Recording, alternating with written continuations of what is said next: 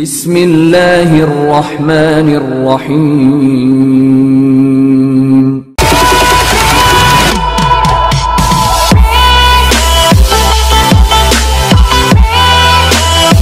একটা প্রশ্ন করি জবাব দিবেন। ধরেন সেই লোকটা কজ দিচ্ছে যে হুজুর আমি যদি রোজা রাখি তাহলে এই কাজবাজ মাঠের কাজবাজ কে করবে, আমার বাচ্চা কাচ্চার জন্য সংসার বাজার সদাই কে করবে। এখন প্রশ্ন করি, আমার 3টে সন্তান, আমার সন্তানরা, আমার স্ত্রী, আমার পরিবারটা আল্লাহর দুনিয়াব্যাপী হিসেবে আমার উপরে নির্ভর করাই দিছে, সবকিছু মালিক আল্লাহ। এখন আমি আসি বিদায় বাজার সদাই বাচ্চাদের খাবার দাবার এই সেই আনুষঙ্গিক প্রয়োজন আমার দিয়ে আল্লাহ মিটাইতেছে। আমি যদি মারা যাই তাহলে আমার বাচ্চাদের খাওয়া দাওয়া কি বন্ধ থাকবে? আমার স্ত্রীর কি বাজার সদাই বন্ধ থাকবে? ঈদের কাপড় চোপড় কিনা কি বন্ধ থাকবে? তাহলে বোঝা গেল আমি থাকলেও যিনি দেন, না থাকলেও যিনি দিবেন তিনি একমাত্র আল্লাহ। তাহলে মাহে রমজানের রোজা আমরা দুনিয়ার কোনো কারণ দেখাইয়া সারা যাবে না। যারা সারে তারা বুকা, তারা বুঝে না।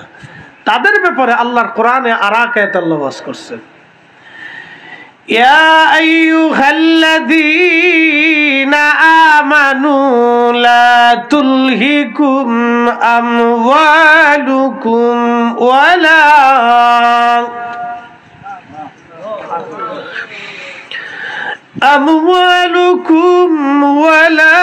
আওলাদুকুম আন যিকরিল্লাহ।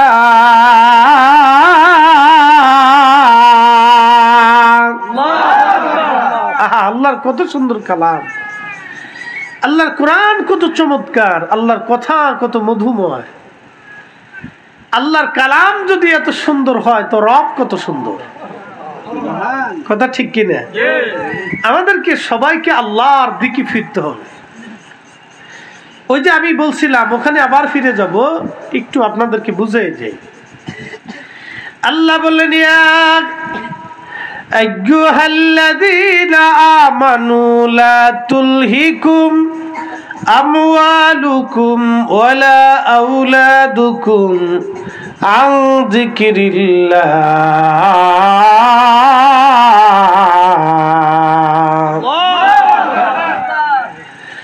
আল্লাহ বলেন হে ঈমানদার, দেখেন আল্লাহ ঈমানদারদেরকে ডাক দিয়েছেন, হে ঈমানদার তোমরা যারা ঈমান আনছো।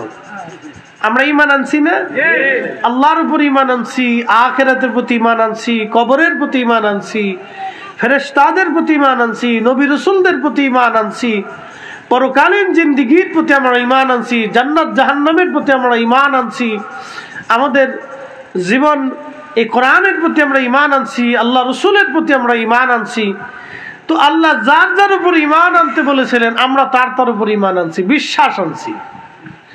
এরপরে আল্লাহ আমাদেরকে নসিহত করতেছেন, আল্লাহ আমাদেরকে উপদেশ দিচ্ছেন, আল্লাহ আমাদেরকে বোঝাচ্ছেন হে ঈমানদারেরা তোমরা যারা ঈমান আনছো তোমরা শোনো, তোমাদের কাজ হচ্ছে সন্তানের প্রেমে পড়ে আর সম্পদের প্রেমে পড়ে। মানুষের মহব্বত কিন্তু 2টা জায়গা বেশি, একটা হলো সম্পদ আর একটা হলো সন্তান। মানুষ এই 2টা জায়গায় কিন্তু দুর্বল, এবং এই 2টা জায়গা খুবই দুর্বল। সন্তানের মহব্বতের কাছে মানুষ খুব দুর্বল। সবার চিন্তা আমি যদি দান সৎকা করি তাহলে আমার সন্তানের জন্য টাকা পয়সা কে রাখবে? টাকা পয়সা কে আমি দিব? আল্লাহ দিবে। এই বিশ্বাস একিন আমাদেরকে রাখতে হবে, পরিপূর্ণ একিন রাখতে হবে। প্রিয় সবিবাদ দরবার শরীফের মুহিব্বিন এবং এলাকাবাসী খুবই মনোযোগ দিয়ে শুনিয়া যান। এই যে আল্লাহ পরামর্শ দিচ্ছেন, আল্লাহ উপদেশ দিচ্ছেন, নসিহত করতেছেন, আমার বান্দারা ঈমানদারেরা তোমরা শোনো, সন্তান আর সম্পদের প্রেমে পড়ে তোমরা আমি আল্লাহর জিকির থেকে জুদা হইও না।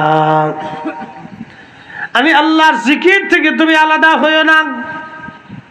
দেখেন বহু মানুষ কাজের বাহানায় নামাজ ছাড়ে, কথা ঠিক কিনা? সম্পদের সন্তানের চিন্তায় রোজা ছাড়বে, নানান কস সে দেখাবে, এই কস সেই কস, এই কারণ সেই কারণ। অনেক মায়েরা আছেন, বোনেরা আছেন যারা বিকেল বেলা সাংসারিক ঝামেলা করতে যাইয়া রোজা ছেড়ে দেয়, আছে না নি নাই? রোজা ছাড়ে, নামাজ ছাড়ে, হুকুম হাকাম গুলি আল্লাহ ছেড়ে দেয়, জুদা হয়ে যায় আল্লাহ থেকে, আল্লাহ স্মরণ থেকে মানুষ জুদা হয়ে যায়, আলাদা হয়। ভাইরা আমার, কসুয়াবাসী খুবই মনোযোগ দিয়ে শুনিয়া যান। এই সম্পদ এবং সন্তান থেকে মানুষ জুদা হয়ে যায়, আলাদা হয়ে যায়। এই জন্য আমার মালিক আমার আল্লাহ বললেন, হে ইমানদার, সন্তান আর সম্পদের প্রেমে পড়ে তোমরা আমি আল্লাহ থেকে জুদা হইও না, আমি আল্লাহ থেকে জুদা হইও না, আমি আল্লাহ থেকে জুদা হয়ে যাইও না। যদি হও ওমাইয়াফআল যালিকা ফাউলাইকা হুমুল খাসিরুন।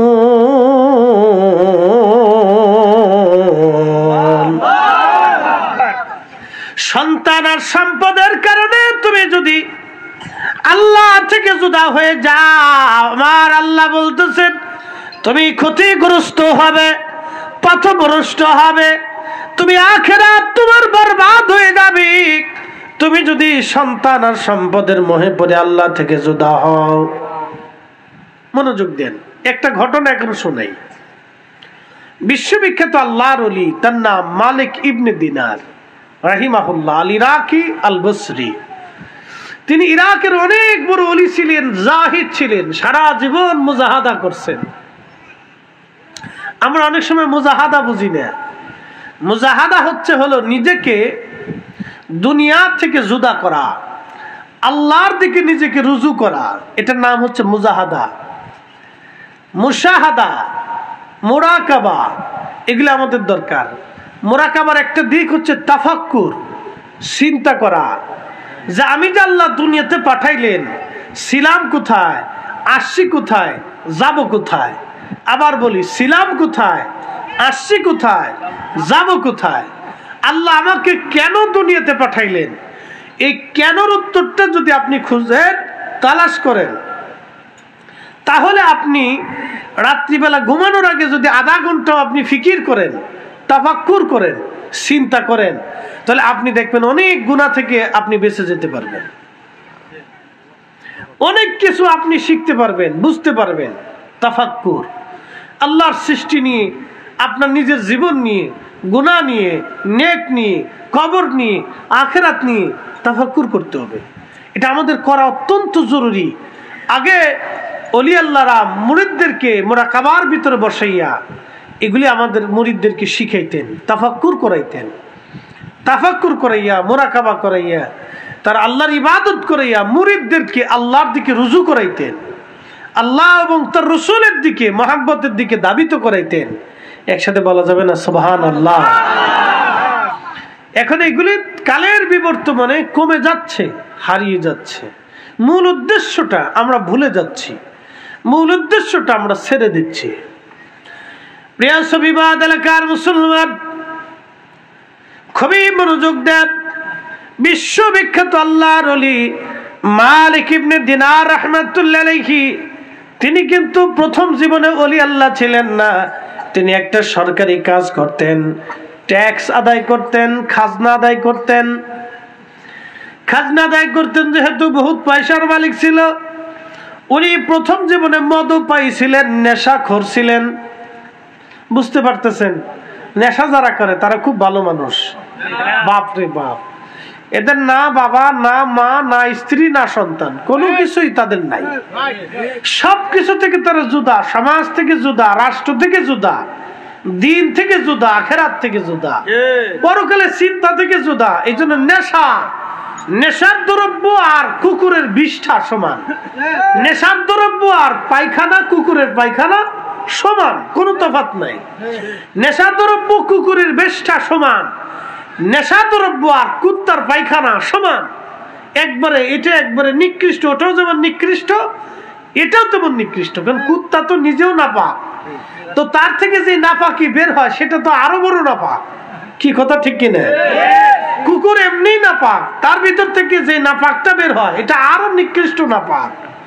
তো বুঝতে হবে যে এটা যেমন নাপাক, ওই আপনার নেশার দ্রব্য এরকম না পান। এই জন্য আমাদেরকে নেশার থেকে দূরে থাকতে হবে, এই বস্তু থেকে অনেক দূরে থাকতে হবে। তা হযরতে মালিক ইবনে দিনার রাহমাতুল্লাহি আলাইহি বলেন, আমি নেশাগ্রস্ত ছিলাম, প্রত্যেক দিন আমি নেশা করতাম। আমাকে আল্লাহ একটা মেয়ে সন্তান দিলেন। মেয়ে সন্তান দেওয়ার পরে, মেয়ে সন্তান হওয়ার পরে, এই মেয়ে সন্তানটার বয়স প্রায় 2 বছর। সেই মেয়েটাকে নিয়ে আমি আমার বেডরুমে মদ পান করতাম। মেয়েটা এসে সে আমার মদের গ্লাসগুলি আমার ছোট্ট মেয়েটা ধাক্কায় ধাক্কায় মাটির মধ্যে পানি, মানে ফ্লোরের মধ্যে এই মদের বোতলগুলি ধাক্কায় ফেলে দিত। মালিক ইবনে দিনার রাহমাতুল্লাহি আলাইহি বলেন, দুনিয়ার মানুষ আমার মেয়েটা এই মদের গ্লাসগুলি ফেলে দিত। আমার মেয়েটাকে আমি খুব ভালোবাসতাম। এমন 2 বছরের ভিতরে আমার মেয়ের সাথে এমন মহব্বত আমার হয়ে গেল, আল্লাহ রাব্বুল আলামিন আমার থেকে মেয়েটাকে নিয়ে গেলেন। 2 বছর পরে আমার মেয়েটার মৃত্যু হয়ে গেল। 2 বছরের মাথায় মেয়েটার মৃত্যু হয়ে যাওয়ার পরে আমি আরো একটু ভেঙে পড়লাম। একদিন বরাতের রাত্রিবেলা আমি মদ পান করে রাত্রিবেলা ঘুমাই। চিন্তা করেন তো, বরাতের রাত্রে বেটা মদ পান করে ঘুমাইতেছে, তো কেমন নিকৃষ্ট ছিল। মালিক ইবনে দিনার কতটা পথভ্রষ্ট থাকলে একজন মানুষ বরাতের রাত্রিবেলা মদ পান করে ঘুমায়। তো মালিক ইবনে দিনার বলেন, দুনিয়ার মানুষ ঠিক, আমি মদ পান করে রাত্রিবেলা, বরাতের রাত্রিবেলা মদ পান করে আমি যখন ঘুমাই, গভীর ঘুমের মধ্যে আছি, ওই রাত্রিবেলা আল্লাহ আমাকে একটা স্বপ্ন দেখাইলেন। আমি স্বপ্ন দেখলাম আখিরাত কায়েম হয়ে গেছে, হাসরের মাঠ কায়েম হয়ে গেছে। হাসরের মাঠ, হাসর আসবে না? হাসরের মাঠে দাঁড়াইতে হবে না? এই যে আজকে যে পর্দা দেখছেন, এই পর্দা আর সেখানে পাবেন না। আহা, কি কঠিন হবে সেই মাঠটা। আপনাদেরকে শুধু এই মাঠের একটা ছোট্ট বিবরণটা দেই, তারপরে মালিক ইবনে দিনারের কাছে আবার ফিরে যাব। হাসরের মাঠের একটু বিবরণ আপনাদের সামনে উপস্থাপন করি। সেই মাঠটা কত বড় হবে, কত দিনের হবে, কত ভয়াবহ হবে, আমি আপনাদেরকে একটু শোনাই। প্রিয় উপস্থিতি, খুব মনোযোগ দিয়ে। সেই হাসরের মাঠে সৃষ্টির সমস্ত ফেরেশতারা স্ব স্ব আকৃতিতে দাঁড়াবে আল্লাহর সামনে। এবার বুঝেন তো, সৃষ্টির মধ্যে কি পরিমাণে ফেরেশতা আছে। মানব জাতিকে যদি বলা হয়, হে মানুষেরা, তোমাদেরকে কলম আর খাতা দিলাম, বালি গণনা করে দাও। পৃথিবীর বালি, মাটির বালু কণাগুলি তারা গুনে গুনে গণনা করে শেষ করে দিতে হয়তো পারবে, কিন্তু আল্লাহর তৈরি ফেরেশতা গুনে গুনে শেষ করতে পারবে না। আল্লাহু আকবার। এই সব ফেরেশতাগুলি আল্লাহর আদালতে হাসরের মাঠে আল্লাহর সামনে তারা দাঁড়ায় যাবে। তাহলে সেই মাঠটা কত বিরাট হবে, কত বিশাল হবে হাসরের মাঠ। সেই মাঠ কত বড় ভয়াবহ হবে। সৃষ্টির সমস্ত জিনগুলি আমাদের পৃথিবীতে তৈরি করার কোটি কোটি বছর আগে আল্লাহ জিন জাতি বানাইলেন। এই জিন তৎকালীন থেকে শুরু করে কিয়ামত পর্যন্ত যত জিন পৃথিবীতে জন্ম নিবে, সমস্ত জিনেরা হাসরের মাঠে আল্লাহর সামনে দাঁড়ায় যাবে। জিন দাঁড়াবে, এরপরে মানব জাতি আল্লাহর সামনে দাঁড়ায় যাবে। কোটি কোটি মানব জাতি দাঁড়াবে। আম্মা জান আয়েশা সিদ্দিকাকে নবীজি ডাক দিয়ে বলেন, আয়েশা রে, হাসরের মাঠে আল্লাহ রাব্বুল আলামিন সব মানব জাতিকে উলঙ্গ করে আল্লাহর সামনে দাঁড় করাবে। হাসরের মাঠে সবাই উলঙ্গ থাকবে। আম্মা জান আয়েশা সিদ্দিকা ডেকে বলেন, ইয়া রাসূলুল্লাহি, নারীরাও কি সেই দিন উলঙ্গ থাকবে? একজন কি আর একজনের দিকে তাকাবে না? তাহলে কেমন হবে? আম্মাজানকে নবীজি ডাক দেয়, বলেন আয়েশা রে, হাসরের মাঠ এত বড় ভয়াবহ হবে, একজন পুরুষ নারীর দিকে তাকাবে, একজন নারী পুরুষের দিকে তাকানোর মতো সময় তারা পাবে না। একজন পুরুষ নারীর দিকে তাকাবে, নারী পুরুষের দিকে তাকাবে, এই সময়টা পর্যন্ত হাসরের মাঠে হবে না। প্রিয় নবীজি ডাক দিয়ে বলতেছেন, হে আমার উম্মতেরা, হাসরের মাঠে মানুষ তিনটা জায়গা খুবই ভয়াবহ অবস্থায় থাকবে। তিনটা জায়গা হাসরের মাঠে মানুষ খুবই চিন্তায় থাকবে। সন্তানের কথা ভুলে যাবে, বাবা মার কথাগুলি ভুলে যাবে, আত্মীয় স্বজনের কথা ভুলে যাবে, এমনকি নিজের কলিজার সন্তানের কথাগুলি মানুষ ভুলে যাবে, বিবির কথা ভুলে যাবে। হাসরের মাঠে সাহাবীরা বলেন, ইয়া রাসূলুল্লাহ, সেই জায়গাগুলি কোন জায়গা? নবীজি বলেন, প্রথম জায়গার নাম মিজানের পাল্লা। এই মিজানের পাল্লার কাছে যখন মানুষ আসবে, তখন সবাই মিজানের পাল্লার দিকে তাকায় থাকবে, আর তারা পেরেশান হয়ে যাবে, চিন্তায় নিমগ্নে এতই পেরেশান তারা হয়ে যাবে, সন্তানের কথা মনে থাকবে না, বিবির কথা মনে থাকবে না, প্রিয়জনের কথা মনে থাকবে না, আত্মীয় স্বজনের কথা সেই দিন আর কেউ মনে রাখবে না। নবী আমার ডেকে বললেন, সাহাবীরা রে, হাসরের মাঠে এতই করুণ কঠিন, সেই দিন এতই ভয়াবহ, সন্তান বাবা মাকে ভুলে যাবে।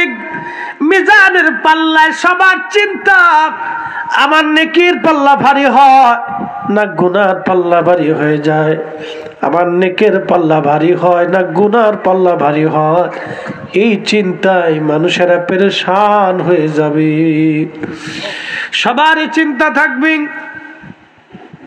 2 নাম্বার, আল্লাহর নবী বললেন, আমল নামা যখন ডান হাতে এবং বাম হাতে দেওয়া হবে, কারো আমল নামা বাম হাতে আসবে, কারো আমল নামা ডান হাতে আসবে। ডান হাতে আমল নামাগুলি সামনে থেকে দেওয়া হবে, আর বাম হাতে আমল নামাগুলি পিছন দিক থেকে দেওয়া হবে। আহা, বড় ভয়াবহ। নবীজি বললেন, এই সময় সবাই পেরেশান, এত চিন্তিত, এতই পেরেশান হয়ে থাকবে, এই দিন কেউ কারো দিকে তাকানোর সময় পাবে না। বাবা সন্তান ভুলে যাবে, সন্তান বাবা মা ভুলে যাবে, কঠিন প্রিয়তমা সেই দিন ভুলে যাবে, মনে রাখবে না। এতই কঠিন, এতই কঠিন, যদি এর সামান্য রূপ যদি বুঝতে চান, তো আদালতে দাঁড়াবেন, বিচারপতি বা বিচারক জজ সাহেব অথবা সুপ্রিম কোর্ট হাইকোর্টের বিচারক যদি দেখবেন বিচার কখন হয়, সাক্ষী নেওয়া হয়ে গেছে, আজকে চূড়ান্ত রায় দিবে, দেখবেন ওই দিন আসামির অন্তরটা ধুক ধুক করতে থাকে, তার হার্টবিট বেড়ে যায়, হৃদয় তার থরথর করে কাঁপতে থাকে, সে চিন্তায় পেরেশানিতে অর্ধেক হয়ে যায়, তার গলা শুকিয়ে আসতে চায়। বিচারপতি কি বিচার দেন এই চিন্তায় পেরেশানিতে, ওই আসামির গলা পর্যন্ত শুকিয়ে আছে, আমার নামে কি রায় হয়, আজকে চিন্তায় পেরেশান। আহা, দুনিয়ার আদালতে এই পেরেশানি থেকে আপনি আমি সাধারণ একটু আদালতের পেরেশানিতে যদি আমাদের চিন্তা এরকম হয়, হাসরের মাঠটা কত ভয়াবহ হবে। নবী বলেন, উম্মতেরা রে, তোমরা শোনো, হাসরের মাঠ এতই ভয়াবহ হবে, যেই দিন আমলনামা হাতে তুলে দেওয়া হবে, ডান হাতে না বাম হাতে, এই চিন্তায় মানুষের পেরেশানিতে সন্তানের কথা ভুলে যাবে, বাবা মার কথাগুলি ভুলে যাবে, কলিজার প্রিয়তমার কথাগুলি ভুলে যাবে, স্বামী স্ত্রীকে বলবে, বিবি স্বামীকে ভুলে যাবে, সন্তান মা সন্তানদেরকে পর্যন্ত মনে রাখতে পারবে না। কঠিন এই দিনে আল্লাহ নবী বলেন উম্মত রে, আর একটা জায়গায় আমার উম্মত চিন্তিত থাকবে, সেটা ফুলসিরাতের ঘাট। ফুলসিরাতে আমার বান্দা পেরেশানির মধ্যে থাকবে, এটা কি পার হতে পারবে নাকি পারবে না। সেই দিন সন্তানাদি প্রিয়জন আত্মীয় স্বজন সবাইকে সবাই ভুলে যাবে। সূর্য থাকবে একবারে মাথা বরাবর।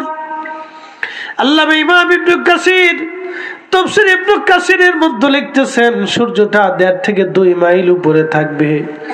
প্রচন্ড গরমে আল্লাহ পাকের আরশে মুআল্লার ছায়া ছাড়া আর কোনো ছায়া থাকবে না। কোরআন বলতেছে, তারুজুল মালাইকাতু ওয়ার রূহু ইলাইহি ফি ইয়াউমিন কানা মিকদারুহু 50 আলফ সানা। দুনিয়ার 50,000 বছর, হাসরের মাঠের একটা দিন হবে তত বড়। একটু জোরে বলা যাবে কি আল্লাহু আকবার? হায় ইয়া রব, কঠিন ওই বিচার দিনে আল্লাহ যদি মেহেরবান না হন, ক্ষমা যদি না করে, বান্দার কোনো উপায় নাই। কত কঠিন হবে সেই দিন। আমার রাসূল বলতেছিল উম্মত রে, সেদিন মানুষ মানুষের দিকে ফিরে তাকাবে, এই সময়টা পর্যন্ত মানুষের থাকবে না। বাবা সন্তানকে ভুলে যাবে, সন্তান বাবাকে ভুলে যাবে, বন্ধু বন্ধুকে ভুলে যাবে। 3টা জায়গায় আল্লাহ নবী বলতেছেন উম্মত রে, সে হাসরের দিনটা এতই ভয়াবহ হবে, দুনিয়ার 50,000 বছর এক জায়গা করলে যত বিরাট, হাসরের একটা দিন হবে তত বিরাট। একটা দিন তত বিরাট, একটা দিন তত বিরাট, একটা দিন তত বিরাট। আল্লাহু আকবার। এই জন্য নবীজি বললেন, কেউ যদি মাহে রমজান পাইলো কিন্তু নিজের জীবনের গুনাহ মাফ করে নিতে পারলো না, তার আখিরাত বরবাদ হয়ে যাবে। আখিরাত বরবাদ হবে, আখিরাত বরবাদ। এই জন্য মাহে রমজানে অধিক পরিমাণে ইস্তিগফার করবেন, প্রত্যেক নামাজের পরে আল্লাহর কাছে ক্ষমা চাবেন। বিশেষ করে আপনার সেহরির সময়, তাহাজ্জুদের সময় যদি নসিব তো অবশ্যই হয়, তাহাজ্জুদের সময় আসলে আল্লাহর দরবারে ক্ষমা চাবেন। ইফতারির পূর্ব সময় আল্লাহ ক্ষমা করে দেয়, এই সময়টা আল্লাহর কাছে ক্ষমা চাবেন, অধিক পরিমাণে আল্লাহর কাছে মাফ চাবেন। নবীজি বলতেছেন উম্মত রে, হাসরের মাঠটা খুবই ভয়াবহ হবে। সেদিন আল্লাহর আরশে আল্লাহর ছায়া ছাড়া আর কোনো ছায়া হবে না, হাউজে কাউসারের পানি ছাড়া আর কোনো পানি হবে না। মানুষ ঘেমে ঘেমে ঘেমে ঘেমে, কারো থুতনি পর্যন্ত, কারো বুক পর্যন্ত, কারো নাভি পর্যন্ত ডুবে যাবে। পশু পাখিরা আল্লাহর আরশে আল্লাহ হাসরের সামনে, আল্লাহর সামনে দাঁড়াবে। হাসরের মাঠে সৃষ্টি সমস্ত পশু পাখিরাও দাঁড়ায় যাবে। তাহলে বুঝেন তো সেই মাঠটা কত বিরাট হবে, কত ভয়াবহ হবে। সেই মাঠ কত ভয়াবহ হবে। হযরত মালিক ইবনে দিনার বলেন, দুনিয়ার মানুষ ওই হাসরের মাঠে স্বপ্নের মধ্যে আমি দেখলাম বিরাট বড় মাঠ কায়েম হয়েছে, শুধু বিভীষিকার বিভীষিকা, চারপাশ থেকে কান্নার আওয়াজ আসে। আমি হাসরের মাঠের বিরাট প্রান্ত শুধু আগুন আর আগুন দেখলাম। কঠিন জাহান্নামের গর্জনের তর্জন আমাকে একবারে ভীতিবিহ্বল করে দিল। আমি স্বপ্নের মধ্যে দেখি বিরাট বড় একটা অজগর সাপ আমার দিকে মুখ হা করে তেড়ে আসতেছে। আমি ওই সাপটা থেকে বাঁচার জন্য প্রচন্ড গতিতে আমি হাসরের মাঠে দৌড়াইতেছি, কিন্তু কোনো কুল কিনারা খুঁজে পাই না। সাপ আমার পিছু পিছু দৌড়ায়। আমাকে মোটেও ছাড়তে চায় না। মালিক ইবনে দিনার রাহিমাহুল্লাহ বলতেছেন, দুনিয়ার মানুষ তোমরা শোনো, ওই সাপ আমাকে দাবড়াচ্ছে প্রচন্ড ভাবে। আমি দৌড়ায় দৌড়ায় প্রান্তরের একটা কিনারে যায় দেখলাম একটা বৃদ্ধ বসে আছে। তার পোশাক আশাক খুবই সুন্দর, সুগন্ধ আসতেছে। বৃদ্ধকে বললাম, বৃদ্ধ এই সাপ থেকে তুমি আমাকে নিরাপত্তা দাও, আমি কঠিন বিপদের মধ্যে আছি। বৃদ্ধ আমাকে ডেকে বলতেছে, হে আল্লাহর বান্দা, এই সাপটাকে তাড়ানোর মতো ক্ষমতা আমার নাই, তুমি অন্য কোথাও যে আশ্রয় নাও, অন্য কোথাও যে তুমি আশ্রয় নাও। আমি আবার দৌড়াচ্ছি, দেখলাম বিরাট বড় একটা প্রান্তর, শুধু আগুন আর আগুন। আমি আগুনের দিকে দৌড়াইতেছিলাম, আগুন দেখে আমি আবার ভিন্ন দিকে দৌড়াই, কিন্তু এই সাপটা আমার পিছু পিছু দৌড়াইতে লাগলো। মালিক ইবনে দিনার বলেন, দুনিয়ার মানুষ এই সাপটা আমার পিছু পিছু দৌড়ায়।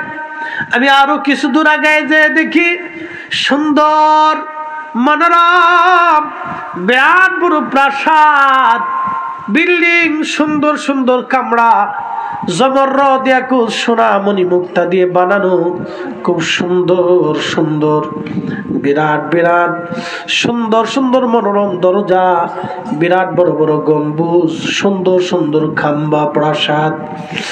আমি প্রাসাদের দিকে দৌড়াইতে লাগলাম। এমন সময় একজন ফেরেশতা ডাক দিয়ে বলল, তোমরা প্রাসাদের দরজাটা খুলে দাও, এই বান্দা বিপদগ্রস্ত, হয়তো এই প্রাসাদের ভিতরে তার কোনো আমানত আছে। তোমরা তাড়াতাড়ি দরজা খুলে দাও, এই প্রাসাদের ভিতরে হয়তো তার কোনো আমানত আছে। আল্লাহর বান্দা বলতেছে, মালিক ইবনে দিনার রাহিমাহুল্লাহ বলেন, দুনিয়ার মানুষ ঠিক, আমি দৌড়াইয়া প্রাসাদের দিকে গেলাম, দরজা খুলে দেওয়া হলো। এমন সময় একজন ঘোষণাকারী ডাক দিয়ে বললেন, তোমরা কি আছো, তাড়াতাড়ি দৌড়াই যাও, আল্লাহর বান্দা বিপদগ্রস্ত, তাকে বিপদ থেকে উদ্ধার করো। আমি দেখলাম ওই প্রাসাদের মধ্যে ছোট ছোট বাচ্চারা খেলাধুলা করতেছে। যখন ওই ঘোষণাকারী ঘোষণা দিলেন, তখন ওই ছোট ছোট বাচ্চারা দ্রুত গতিতে দৌড়ায় দৌড়াইয়া দৌড়াইয়া দৌড়াইয়া আমার দিকে আসে। আমি দেখলাম ওই বাচ্চাদের মধ্যে আমার সেই মেয়েটাও আছে, যে মেয়েটা 2 বছরে মারা গিয়েছিল। আল্লাহু আকবার। ওই মেয়েটা দৌড়ে এসে আমাকে জড়িয়ে ধরলো, আব্বু, বাবা বাবা বলে মেয়েটা আমাকে জড়িয়ে ধরলো।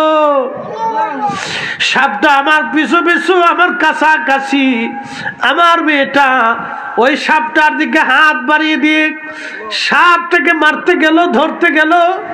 ওই সাপ দ্রুত গতিতে আমার মেয়েটাকে দেখে পালিয়ে চলে গেল।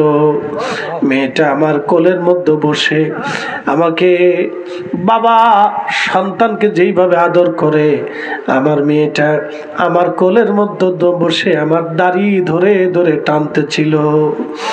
বাচ্চারা যেমন দাড়ি ধরে ধরে টানে, দাড়ির মধ্যে হাত দেয়, চুল ধরে টানে, আমার ছোট্ট মেয়েটা আমার দাড়ি ধরে ধরে টানতেছিল আর বলতেছিল, আব্বা জান, এখনো কি আপনার সময় হয় নাই আল্লাহর ভয়ে নিজের অন্তরকে প্রকম্পিত করবেন?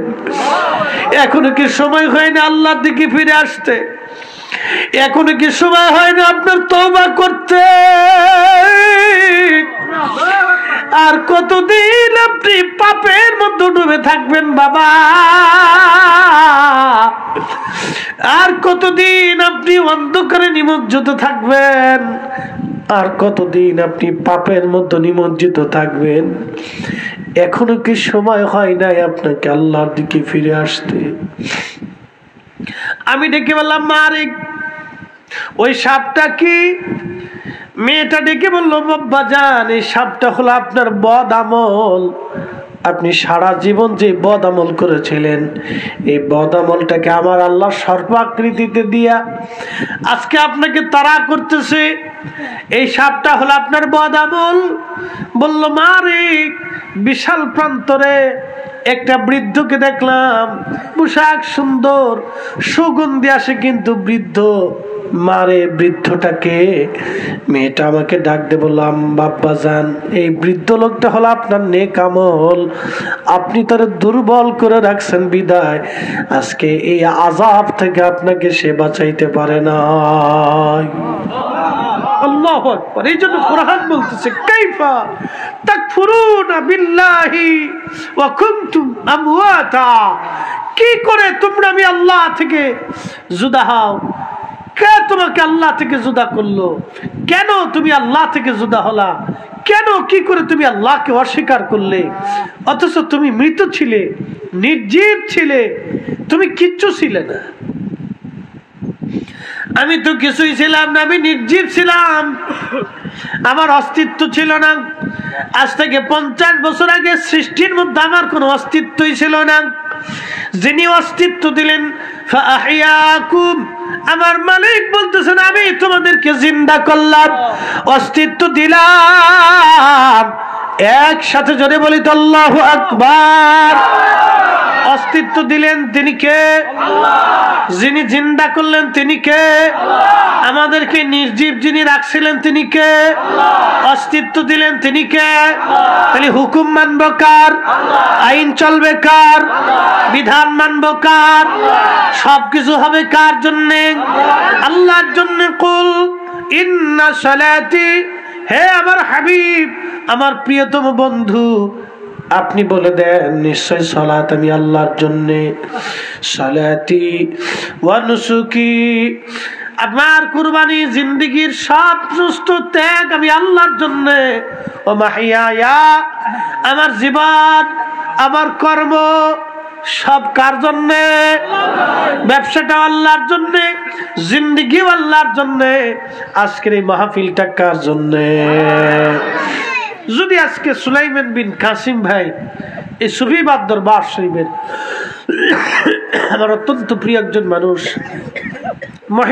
মহাব্বতের মানুষ, এই যে 5 দিন ব্যাপী এই প্রোগ্রামটা উনি করেন, প্রথমে আমি দাওয়াত নিতে চাইনি। ভাইয়ের সাথে আমার খুব আন্তরিক একটা সম্পর্ক, অনেক আগে থেকে সুসম্পর্ক। তো আমি বললাম যে রমজানে কি মাহফিল, কেমনে মাহফিল? তো উনি বললেন, ভাই প্রত্যেক রমজানে আমরা 5 দিন ব্যাপী তাফসীর কোরআন মাহফিল। আমি বললাম, রোজার মাসে মানুষ কি আসেনি? আপনি আসলে দেখবেন। তা আমি এসে দেখলাম, আলহামদুলিল্লাহ, কোটি কোটি মুসলমান দিয়ে আল্লাহর কিছু আসে যায় না। একজন দিলওয়ালা, দিল জিন্দাওয়ালা ব্যক্তি আল্লাহর প্রয়োজন। কথা কোন নাকি, ঠিক কিনা? শাহজালাল রহমতুল্লাহ কিন্তু কোটি কোটি না, শাহজালাল রহমতুল্লাহ কিন্তু একজন, খাজা বাবা আজমিরি একজন, শাহ সুফি ফতে আলী রসুল নামা রাহিমাহুল্লাহ একজন, আবু বকর সিদ্দিক ফুরফুরাবি রহমতুল্লাহ একজন। কথা কোন ঠিক কিনা? একজন। নূর মোহাম্মদ নিজামপুরি একজন, মুজাদ্দিদ আল ফিসানি সিরহিন্দি একজন। আল্লাহু আকবার। ওলিরা এরকম আল্লাহ এক একজনকে তৈরি করছেন।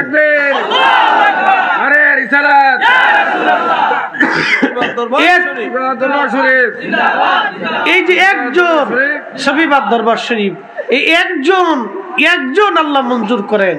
আমরা হাজার হাজার রোজাদার আমরা আছি, মুসলমান আছি, কিন্তু রমজানের এই সময়টুকুন আমরা আজকে বেহেশতের বাগানে কাটানোর মতো আমাদের নসিব হয়েছে। হয়তো আল্লাহ আমাদেরকে মাফ করে দিবে, শুধু হয়তো না, আল্লাহ মাফ করে দেওয়ার ওয়াদা করছেন। এই কোরআন তার সাক্ষী। ইন্নাল্লাহা ইয়াগফিরুজ যুনুবা জামিআ, আল্লাহর কোরআনে আল্লাহ পাক বলতেছেন, গুনাহ যতই হোক না কেন আমি মালিক তোমাকে মাফ করে দেব। তাহলে আজকে আল্লাহ আমাদেরকে মাফ করছেন কারণ আমরা বসতে পারছি। কিছু সময় আল্লাহ বেহেশতের বাগানে এ মাহে রমজানে বসার মতো তৌফিক নসিব করছেন। আমরা ফিরে যাব কার কাছে? তো মাহিয়ায়াত, আমাদের জিন্দেগি কার জন্য? আল্লাহর জন্য হইতে হবে। আমাদের জিন্দেগির সমস্ত কাজগুলি আল্লাহর জন্য হতে হবে, আল্লাহর জন্য হতে হবে, আল্লাহর জন্য। প্রিয় ভাইরা আমার, আল্লাহর জন্য হতে হবে, আল্লাহর জন্য সব কিছু, আল্লাহর জন্য, আল্লাহর জন্য আমি মালিক ইবনে দিনারের কথাটা বলে শেষ করে দিয়ে আসি। মালিক ইবনে দিনার বলেন, দুনিয়ার মানুষ শোনো গো। এরপরে মেয়েটা আমাকে ডাক দিয়ে বলল, আব্বাজান আমি আপনার মেয়ে। আমি বললাম, মালিক ইবনে দিনার বলেন, মা রে, তোমাদেরকে জান্নাতের এই সুন্দর রম্য প্রাসাদের ভিতরে আল্লাহ কেন তোমাদেরকে রাখছে? আমি এটা ডাক দেব, আব্বাজান যত শিশু বাচ্চা মারা যায় আল্লাহ তাদেরকে জান্নাতে সুন্দর প্রাসাদের ভিতরে আল্লাহ তাদেরকে আনন্দে এবং খুব সুন্দর খাবার পরিবেশন করাইয়া আল্লাহ তাদেরকে জান্নাতের মধ্যে রেখে দেন। জোরে বলেন সুবহানাল্লাহ। মেয়েটা বলতেছে, আব্বাজান কিয়ামতের কঠিন মাঠ, আমি আপনার মেয়েটা আজকে মারা গেছি বিদায় আজকে কঠিন বিপদ থেকে আপনাকে উদ্ধার করলাম। আব্বা গো, আমি আপনার মেয়ে, আল্লাহ শিশুকালে আমাকে দুনিয়া থেকে নিয়ে আসছে বিদায় আপনাকে সুপারিশ করার এবং এই বিপদ থেকে উদ্ধার করার মতো এখতিয়ার ক্ষমতা আল্লাহ আমাদেরকে দিয়েছে। এই জন্য ছোট্ট শিশু মারা গেলে, কারো বাচ্চা যদি মারা যায়, রাসূল করিম বলছেন ধৈর্য ধরতে হবে। কোন মেয়েরা যেমন চুল ছেড়ে কাপড় ছেড়ে, আল্লাহ নবী বললেন তা করা যাবে না। তুমি এই কথা বলবে যে আল্লাহ সন্তান দিয়েছিল, আবার আল্লাহ সন্তান নিয়ে চলে গেছে। যিনি দিয়েছেন তিনি নিছেন। আল্লাহর উপরে ধৈর্য ধারণ করে শুকরিয়া আদায় করতে হবে। তাহলে ওই বাচ্চাটা কিয়ামতের ময়দানে ওই বাবা মাকে সুপারিশ করে আল্লাহর জান্নাতে নিয়ে চলে যাবে। মালিক ইবনে দিনার বললেন, মেয়েটা বলতেছে, আব্বাজান আমি আপনার মেয়ে আজকে কঠিন বিপদ থেকে উদ্ধার করলাম। আব্বা গো, এখনো কি সময় হয় নাই গুনাহ থেকে আপনি জুদা হয়ে আল্লাহর দিকে ফিরে চলে আসবেন? আল্লাহর দিকে আসবেন, আপনার কি এখনো সময় হয় নাই? মালিক ইবনে দিনার রাহিমাহুল্লাহ বলেন, আমার ঘুম ভেঙে গেল। ঘুম ভেঙে যাওয়ার সাথে সাথে আমি তওবা করলাম। আমি দুনিয়া বিরাগী হইয়া, একবারে জাহিদ হইয়া, দুনিয়ার সব কিছু থেকে জুদা করিয়া আখিরাতের নেকির পাল্লাকে ভারী করার জন্য, আমি আল্লাহকে খুশি করার জন্য দিনহীন হয়ে রাস্তায় আমি বের হয়ে গেলাম। একসাথে বলা যাবে না আল্লাহু আকবার। কোরআন বলতেছে, ইন্নামাল মুমিনুনা আল্লাযীনা ইযা যুকিরাল্লাহু ওয়াজিলাত কুলুবুহুম ওয়া ইযা তুলিয়াত আলাইহিম আয়াতুহু সাদাতুহুম ঈমানা।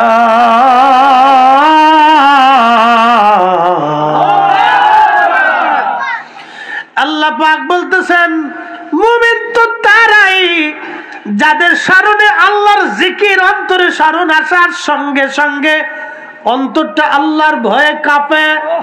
সুবহানাল্লাহ। কার ভয়ে কাঁপে?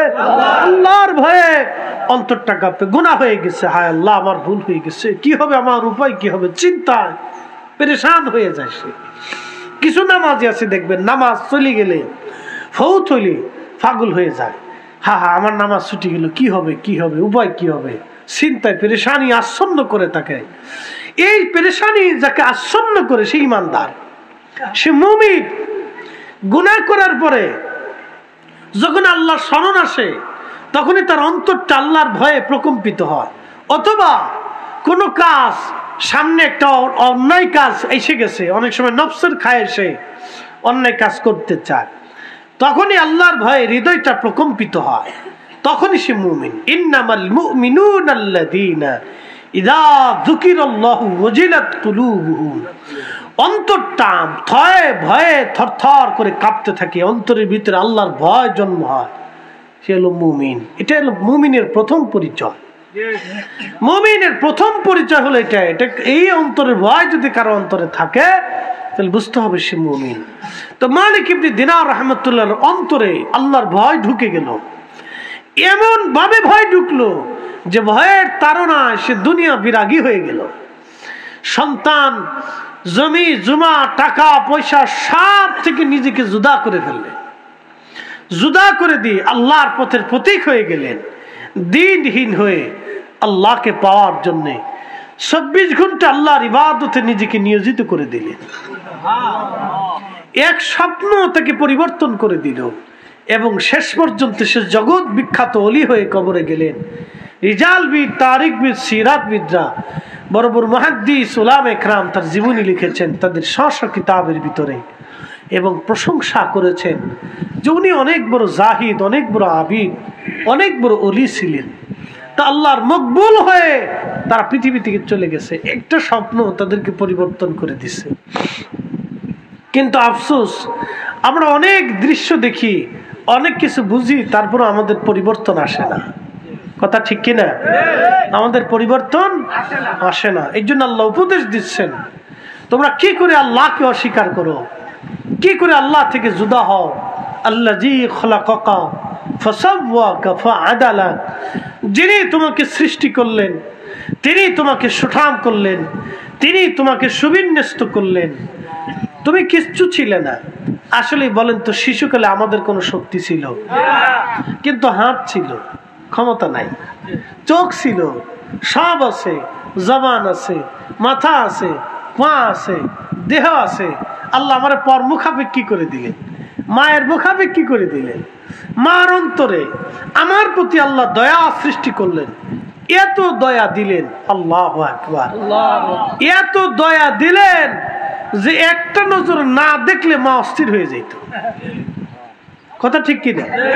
শুধু মানুষ না, আপনি পশু পাখির দিকে তাকান, একটা পাখির দিকে তাকান। পাখির বাসায় যদি 4টে বাচ্চা থাকে, পাখি উড়ে চলে যায়।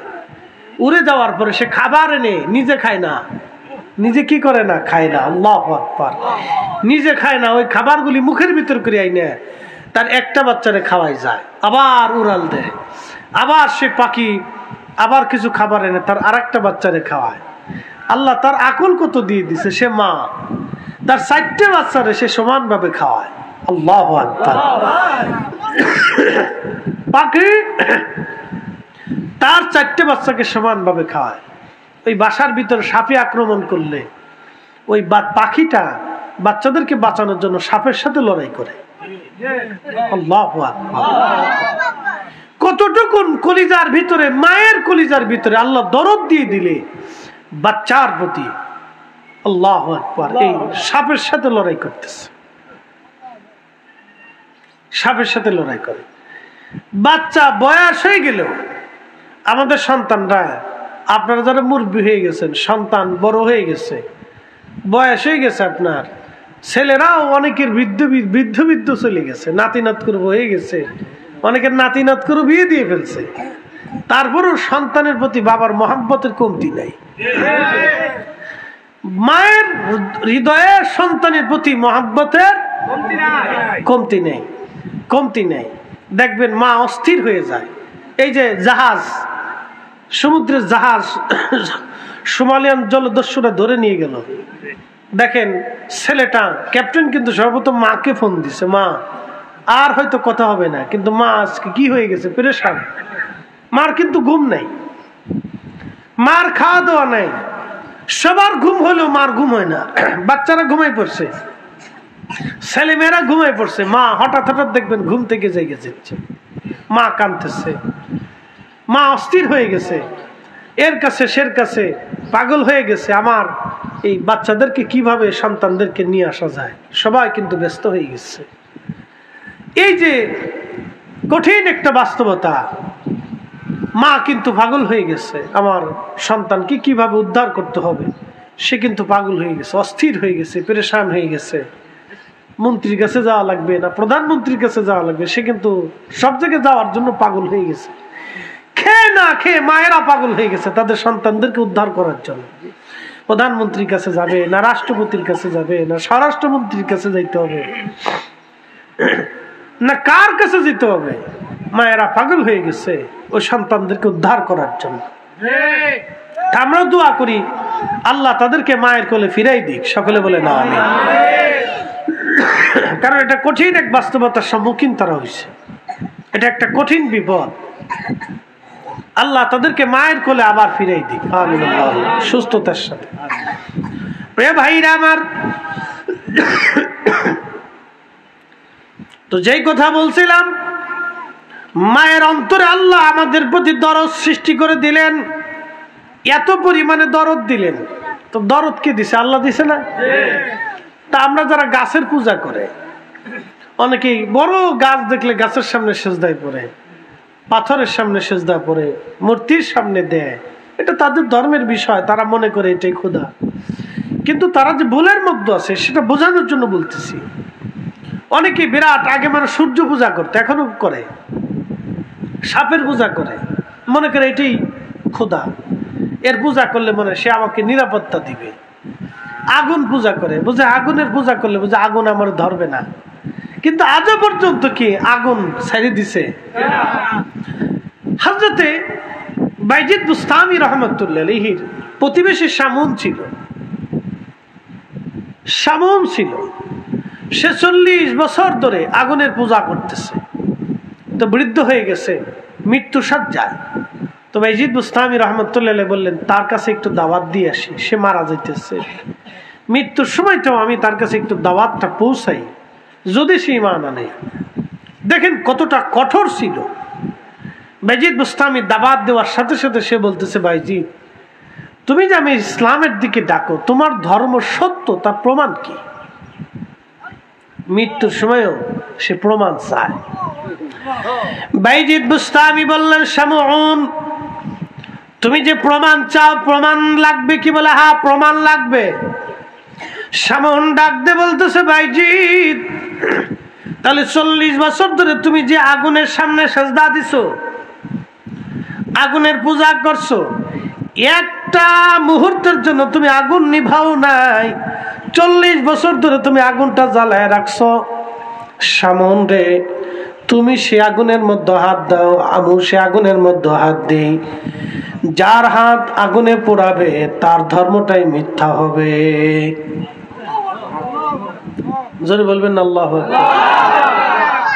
এরা ওলি ছিল, এরা এইভাবে মানুষদেরকে দাওয়াত দিছে বাস্তবতা দিয়ে। এরা তো মানবে না, সে তো কঠিন। আগুনের ধর্ম যারা মাজুসি, এই ধর্মের ধর্মগুরু ছিল সে শামউন। 40 বছর ধরে আগুনের পূজা করতেছে, আগুনের পূজারক ছিল, খুব কঠিন হৃদয়ের অধিকারী। তো বাইজিদ বুস্তামি বলতেছে, শামউন রে তুমি আগুনে হাত দাও, আমিও হাত দিই, দেখি কাঠটা পুরায়। তো শামউনের চিন্তা, আমি যদি আগে হাত দিই তো আমারটা পুড়ে যাবে, আগে বাইজিদ দিক, বাইজিদের হাত পুড়ে গেলে আমি বলবো তোমার ধর্মটা মিথ্যা, তোমারটা পুড়লো কেন, তা আমার আর আগুনে হাত দেওয়া লাগবে না। তো শামউন মৃত্যুর সময়ও চালাকি করতেছে, দেখেন। কিন্তু ওরা জানে না আল্লাহর ওলিরা আল্লাহর পক্ষ থেকে সম্মানিত। আল্লাহর ওলিরা আল্লাহর পক্ষ থেকে সম্মানিত হয়, আল্লাহ তাদেরকে সম্মানিত করে। এই যে আজকে 750 বছর ধরে শাহজালাল ইয়ামানি মুজাদ্দিদি আমাদের থেকে কিন্তু অনেক দূরে। বিজ্ঞানের একটা প্রবাদ আছে, out of sight out of mind. মানুষ চোখের আড়াল হলে কিন্তু মনের আড়াল হয়ে যায়, কথা কিন্তু সত্য। এখানে গোরস্থান আসে না? কত বছরের গোরস্থান একটু বলবেন কি? গোরস্থানের বয়স কত? কত? 200 বছর বেশি হবে। তার মানে এর নির্দিষ্টতা আপনার নিজেরাও বলতে পারেন না। আপনারাও দেখতেছেন দাদার বয়স থেকে, দাদার বাপের কাল থেকে এই গোরস্থানে মানুষে কবর দিতেছে। তা আপনাদেরকে বলি, সর্বপ্রথম যারা এই গোরস্থানে কবর দেওয়া হলো তার কবরের চিহ্ন কি আজকে আছে? তার কবরের পাশে দাঁড়ানোর কোনো মানুষ আছে? কেউ নাই।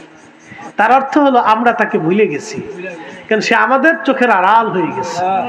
কিন্তু শাহজালাল ইয়ামানি, খাজা বাবা আজমিরি, মুজাদ্দিদ আল ফিসানি, শাহ সুফি ফাতানি, রসুল নামা, আবু বকর সিদ্দিক ফুরফুরাবি রাহিমাহুল্লাহ থেকে শুরু করে যত ওলিরা বিয়োগ হয়েছে, যত ওলিরা বিয়োগ হয়েছে, সমস্ত ওলি যারা বিয়োগ হয়ে চলে গেছেন, আল্লাহ রাব্বুল আলামিন যুগে যুগে যুগে যুগে তাদের মহব্বতকে মানুষের হৃদয়ে ঢুকাই দিচ্ছে।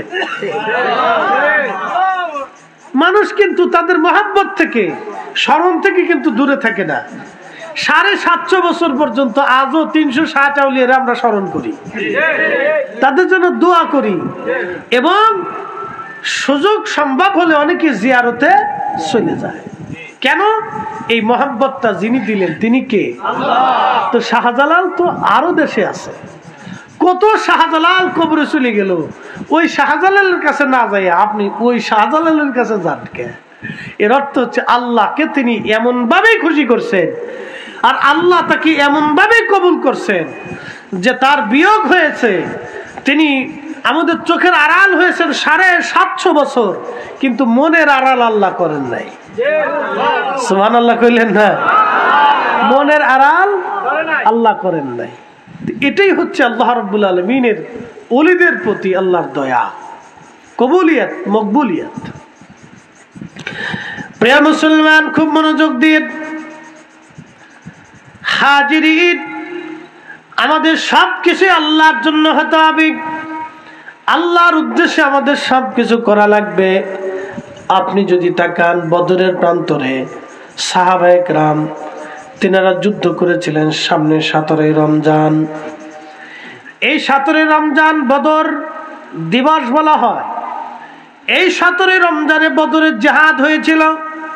মুসলমানের সংখ্যা মাত্র 313 জন, কাফেরের সংখ্যা 1000। 313 জনের মধ্যে অনেকের অস্ত্র ছিল না, মাত্র 2টা ঘোড়া, চিন্তা করতে পারছেন, আর বাদ বাকি সবাই পায়ে হেঁটে। কাফেরদের উট ছিল, বাহন ছিল, অস্ত্র ছিল, শস্ত্র ছিল, অনেক শক্তি ছিল। প্রত্যেকে তারা অস্ত্রে শস্ত্রে সজ্জিত হয়ে আসছে, ডাবল ডাবল অস্ত্র নিয়ে আসছে। তারা দেহের এই বর্ম, লোহার বর্ম পোশাক পরে আসছে, যাতে আঘাত করলে সহজে বিধে না যায়। মুসলমানদের কিছু নাই, শুধু একটা দিক আছে, ইমানি জোর। একসাথে বলবেন না আল্লাহু আকবার। কোন জোর? আপনারা আজকে বসে রয়েছেন কোন জোরে? ইমানি জোরে। আল্লাহু আকবার। কোন জোরে? ইমানি জোরে। তাহলে এই দুপুর বেলা বসার অর্থটা কি? আল্লাহ, ইমানি জোর। এটাই আল্লাহ পছন্দ করে। আল্লাহর সাথে মানুষের প্রেম হয় এখন এই কারণে প্রেম হয়, অন্তর থেকে যখন মানুষ আল্লাহকে মহব্বত করে তখন আল্লাহর সাথে বান্দার মহব্বত হয়। এই যে আপনারা বসছেন, আপনাদেরকে নিয়ে আল্লাহ ইবাহিমুকুল মালায়েকা, ফেরেশতাদের সামনে আল্লাহ অহংকার করতেছে। কি করতেছে? কে করে? কাদের সামনে?